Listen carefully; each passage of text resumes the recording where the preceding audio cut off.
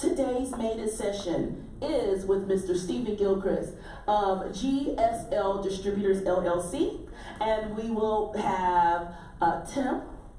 Okay, we'll be doing the interview. So thank you so much, everyone. Come on up, guys. All right.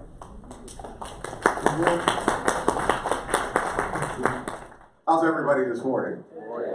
Good. Yeah, the other thing that you can do to alleviate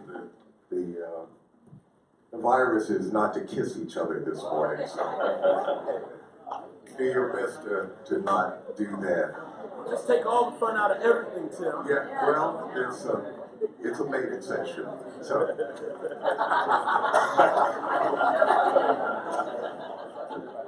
man, that was smooth, wasn't it? Anyway. Good word. Yeah.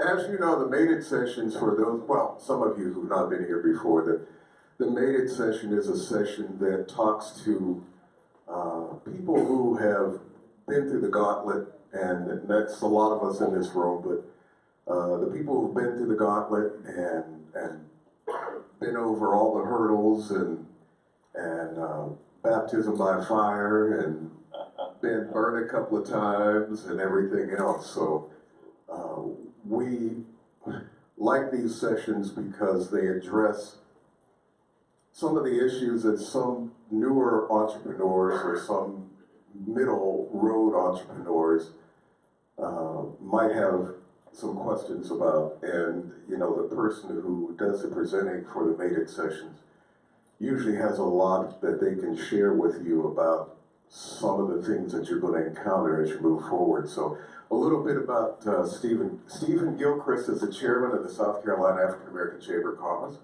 where we first met at the very first meeting of the African American Chamber of Commerce. He came to this appointment after a long history of work in public policy, economic reform, and education reform. He began his foray into issues of public policy and finance when he worked as a junior research analyst for the South Carolina Senate Finance Committee, helping to craft the $8.3 billion budget in South Carolina under Governor Carroll Campbell. As the president of South Carolina Legislative Black Caucus, his public policy efforts took on new meaning as he sought to craft bipartisan legislation to create equity of access to and the addressing of issues particular to that constituency in the South Carolina legislature. We can't read everything, and I can't go into his full bio, but what we're here to talk about today is his journey with GSL. And Stephen, if you could talk a little bit about that, you can give us a little more about your background and then talk about how that led into GSL. Well, thank you so much, Tim, and thank all of you for having me here today. And thank you for 1 million cups. This is awesome to see all of the entrepreneurs and the small business folk that are here. My name is Stephen Gilchrist, and I am the president and CEO of GSL Distributors. And if I could take a minute to just tell you a little bit about GSL and how we came about. I love to tell the story about how GSL came about, primarily because it helps you to really understand from an entrepreneurial perspective how it is important that we not only consider the challenges of business, but find ways to maneuver ourselves through some of those challenges. But it was in 2001, right after the crash of the World Trade Center in New York City, and I happened to be at McDonald's here in Richland County one night, and this gentleman and I were both complaining about how long it was taking to get our meal at McDonald's. And he turned around and he looked at me and he said, you know, this is ridiculous. You come to a fast food place and it's taking us about 30 minutes to get our food. And I said, yeah, you know, it's taken me a long time too. I've been here before you got here. And so he said, I got to get out of here. He said, because tomorrow I'm going to New York City. And I said, I said, vacation? And he said, no. He said, some friends and I got together and we're putting a construction company together to rebuild the World Trade Center. And I said, wow. I said, is that so? And he said, yes. And so he started telling me about it. But then he went on to say to me, he said, but I can't, he said, the reason I need to get out of here tonight is because I'm supposed to be meeting with a guy that's looking to purchase my business. And I said, well, what business are you in? And he told me he was in the distribution and logistics business. And I said, and so he starts to tell me all about it. He said, you wouldn't happen to know anybody that's interested in purchasing a business, would you? And I said, well, I am. And he said, really? And I said, yeah, I'm interested. And so he told me that the following day, if he and I could meet, he would love to tell me more about it. So I went home that night, and I told my wife, we're going to be business owners. And she looked at me like, what do you know about business? I won't tell you exactly what she said, but she was like, what the hell you know about doing business? And I said, well, Tammy, I don't know, but this gentleman that I met tonight told me that he has his business he wants to sell, and he wants to talk to me about it. So the following day, we met at McDonald's in Harbison. And we sat down, and he brought me the paperwork about the business, and he told me, he said, look, if you're interested in it, you need to bring me this amount of money, and we can move forward with it, and you have to figure out a way to make it work. I said, sure. So we met, he talked to me about the business. I signed the dotted lines that night, that afternoon at McDonald's, and my next question to him was, now what do I do? And his response to me was, well, you do have a truck, right? I said, a truck? What do you need a truck for? He said, man, you're in the logistics business. You're in the distribution business. You need a truck. I thought we talked about that. Yeah, I said, no, you didn't mention a truck the other night when we were talking about that. So he said, well, yeah, you're going to need a truck. You're going to need a truck. And he starts to tell me. And so anyway, that afternoon, I went to a colleague of mine who I knew owned a truck place. And I said, hey, man, I need a truck. I got into this business. I'm supposed to start on Monday morning. This was a Saturday, by the way. I said, I've got to have a truck. So he told me about a truck that actually they had just gotten into their company, and you'll love this story. And the truck was actually a 1983 old truck that had been used to transport commodities on an island somewhere. So all it did was just run around an island. He said, Steve, that's the only truck I got. And I said, well, I'll take it. Well, we got the truck. You should have seen the truck going down the road and how it looked, but it was a terrible truck, but it was the only truck that we had. Well, the distribution company that we actually ended up buying into was one that actually sold bakery goods to the local stores within the local community. And one of our customers at that time, I'll talk about the Walmart's largest story, but at that time, one of our customers was Walmart. And if you know anything about doing business with Walmart, Walmart has a policy. Yeah, it's tough business. Walmart has a policy that says that if you get 3 strikes within their store within a lifetime, you never come back. So you have 3 strikes you get, and if you get those 3 strikes, you can't come back. Well, within the first week, we had 2 strikes. 2 strikes in Walmart. And so after about 4 or 5 days, we were trying to figure out how to make this work. I'll never forget, there was a gentleman that came one Wednesday morning about 5 a.m. and he saw us in the back of that truck trying to figure out what we were trying to do. And we had no lights in the back of the truck, so we couldn't see. It was 5 o'clock in the morning, and this big truck pulls up behind us with a big pet milk sign on the side. And he cuts his bright lights on, and the gentleman gets out. He said, how you fellas doing this morning? We said, we're doing fine, we're doing okay. He said, y'all new at this? I said, yes, sir. Yes, sir, we are. And he said, well, boys, he said, let me explain this to you. He said, I've been in this business for 35 years. He said, and I've seen a lot of fellas like you come across and try to do this. He said, but you see this big new truck that I got? This brand new pet milk truck that I have? He said, for 35 years, I've always wanted to buy into this company and never had the opportunity to do so. He said, you young men have an opportunity that I never had. He said, so fellas, I know it might be hard, but do what you can to make it work. Do what you can to make it work. That morning, I said to my guys, we got to do what we can to make it work, fellas. We took that old truck and that opportunity in Walmart with 2 strikes. And in 2014, our company was featured in Black Enterprise magazine for a deal we pulled off with every Walmart in the United States.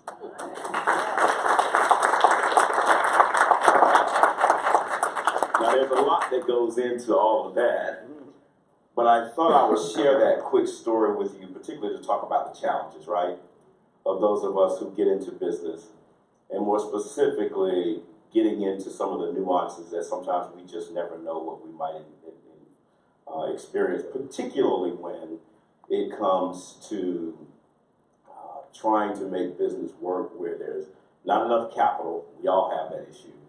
Not enough expertise in many respects, but being able to find creative and innovative ways to make that work. Hopefully today we can have a conversation about what some of that means. Does that make sense? And we can move forward. So Tim, does that help?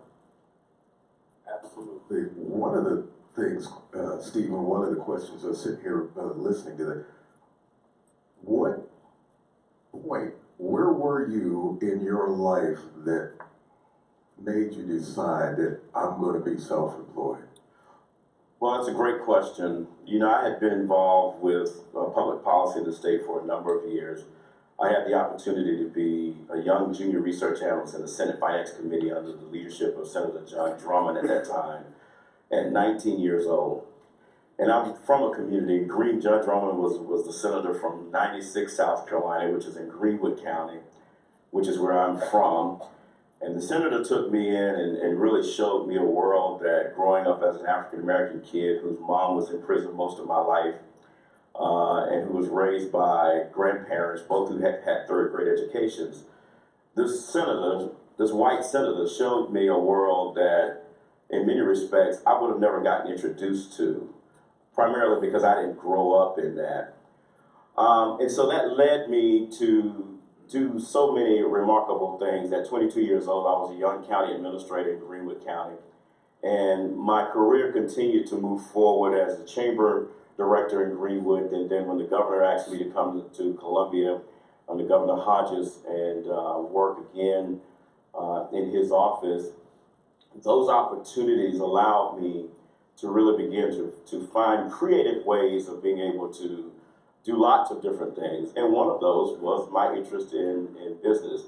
Now, in entrepreneurship, I never had an interest in business. I always had an interest in entrepreneurship because I felt like, you know, being an entrepreneur and helping folk to really understand what that meant, particularly since I had a relationship at the chamber, that gave me some exposure to what entrepreneurs were all about. But when I got to Columbia and started, so in the essence of full disclosure, I have to tell you this. I've always been the kind of person that's not always fit the mold. I don't do what everybody else do. And that's just kind of the way I've always been all my life. So when everybody else goes right, I'm typically the guy that goes left. When everybody else goes left, I'm typically the guy that always goes right. Not because I choose to do that, that just happens to be the path that I end up being on. But I started looking at that thinking, well, why am I always the guy that's always moving in this direction? And when I found myself always being someone, always being supportive of the underdog, always been someone supportive of the little man, always being someone finding out ways that I could help to grow something that I felt like was unjust, things that I felt like that were not right, or things that I felt like needed to move in a very different direction. So when I met the guy at McDonald's and he starts to tell me about a business, well, I knew nothing about a business at all, but I felt like I could go left, right? I could go figure it out. And I think I used that as a way to explore entrepreneurship and business development, and it worked for us. So I don't know if that helps. Oh, yeah, definitely. You talked about your start, how you got started, which would you recommend, and I'm just laughing, I can think of so many stories like that about people who just woke up one morning and said, I'm going to do this. Absolutely. Yeah. Would you recommend that somebody else start out that way? No, don't do it the way I did. You know, I tell people, notice you did not hear me talk about a business plan. Notice you did not hear me talk about the banks. Notice you did not hear me talk about any of those things, because none of those things were on my radar screen during that time. I'll tell you a quick story about the fast forwarding into 2014 and how we ended up getting the deal with Walmart. So we went to Walmart and said, hey, look, we feel like with our reach in this business over the last few years, we have a capability of being able to do business with more than a few of your stores. We want to explore that opportunity. And so Walmart said, sure, what do you got? And we said, well, we don't know what we have yet. We just want to know, is there an opportunity to be able to explore more opportunities with you? And they said, sure, if you can find an opportunity to explore that opportunity with us, we're willing to have that conversation. So we left Walmart and went to the bank, Regions Bank. So if y'all are recording this, I hope that they get a chance to hear this, because I love telling this story, because it brings home why it's important for the banking institution to understand how important it is to try to support entrepreneurs, particularly for those who have ideas. Regions Bank was my bank during the time. So I went to Regions Bank and I said to them, I'm getting ready to do a deal with Walmart. Need your help. They called me in and they said, sure, we'll sit down and have a conversation with you. And I told them, they said, so Steve, how much money do you think you're gonna need? I said, we're gonna probably need about $500,000. They were like, $500,000?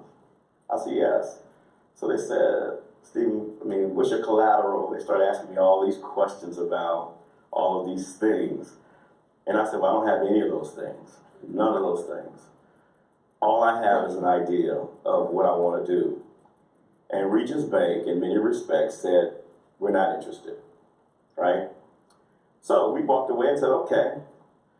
Well, I'll tell you about how I ended up getting my company financed prior to Regions Bank. But once we ended up getting the deal in Walmart, the city executive, her name is Kathy, or was Kathy, we were in the bank, well, I was in the bank one day, and she walked in the bank, and she says, Stephen, I was in the airport the other day, and I saw this magazine, and you were in it.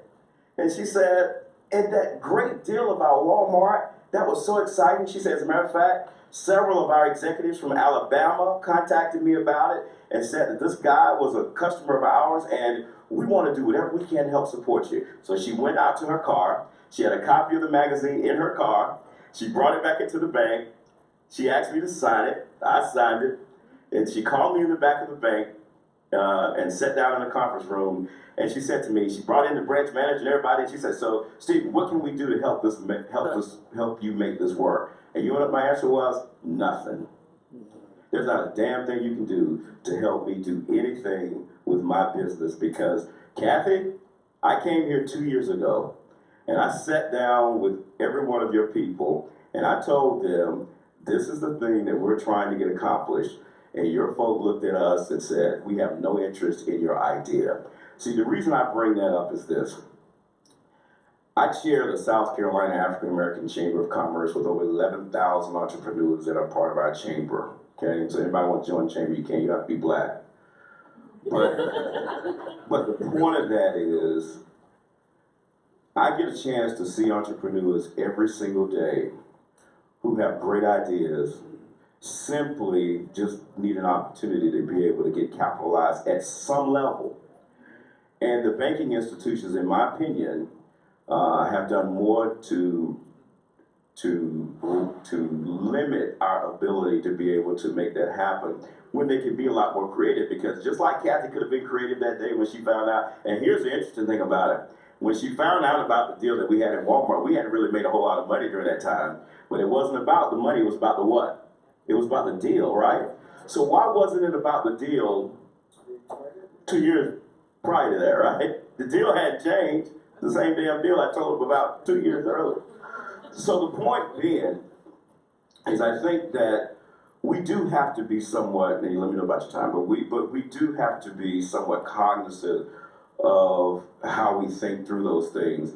And what we were very creative about is thinking through not only since the banks wouldn't capitalize us, how could we get our partners to help us capitalize? So what we were able to do, we were creative about thinking about how Walmart actually helped us to fund our business, to do business with them.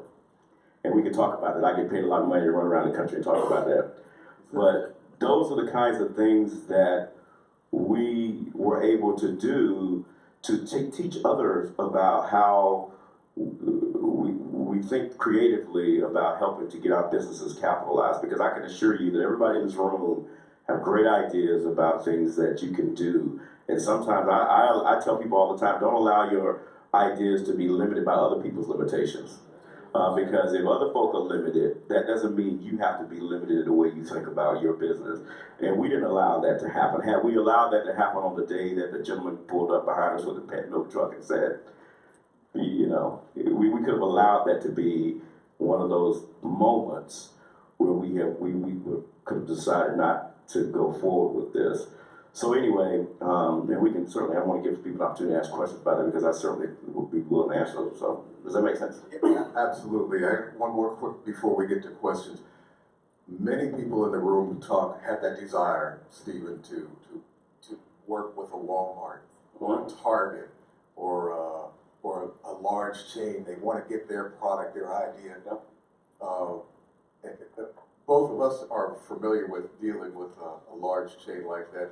Could you just briefly enlighten people what it's like to deal with a Walmart? Walmart is basically brutal. It's very brutal, Tim. Thank you so much for that question because it really is, and it's a very different animal. Now, let me say this to all of you that are entrepreneurs. Sometimes it's good to not know what you don't know, right? For me, that worked because I didn't know a damn thing about Walmart and how that worked, right? All I knew was that I wanted to get my product into their stores. And so, interestingly enough, I love telling this story. Walmart has a supply diversity department. How many of you are aware of that? Okay? Well, interestingly enough, you want to know when I found out about Walmart's supply diversity department? After I got my product into Walmart. That's when they called me and said, hey, we're a supply diversity department. We need to claim you. Got it? A little late because I was already in Walmart. I tell most entrepreneurs, particularly those that are African American, that had I gone through Walmart's supply diversity department, I never would have been in Walmart. Did y'all hear that? Mm-hmm. Had I gone through Walmart's supplier diversity department, I would have never been in Walmart. So I share that with you to say that when we took the approach that we took, we went to Bentonville. They invited us to come to Bentonville, Arkansas. First time I've ever been to Bentonville, Arkansas. If you've never been, it's an interesting place to go. But when we walked into Walmart, there were 50,000 people at Walmart's, so they have this place set up where all these people come and they get on these phones and they're talking to buyers and suppliers, trying to get them to buy whatever product they have. So there were people that selling belts, there were people that selling all kinds of things, trying to get a buyer to at least acknowledge that we have a great product and you should buy it.